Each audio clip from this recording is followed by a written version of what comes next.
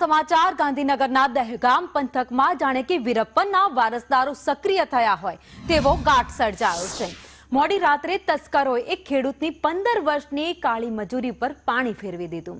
દહેગામના નરેશભાઈ અમીનના ખેતરમાં કોઈ professional gang ત્રાટકી અને એક બે નહીં પણ આખા 10 ચંદનના ઝાડ કાપીને પાયમાલ થઈ ગયા।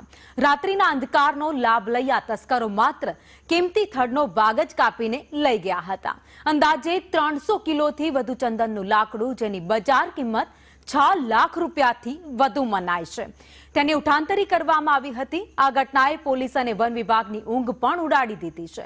દહેગામ પોલીસ અત્યારે સીસીટીવી ફૂટેજ અને બાતમીદારોને આધારે ગેંગનું પગેરું મેળવવા માટે તપાસ હાથ ધરી છે।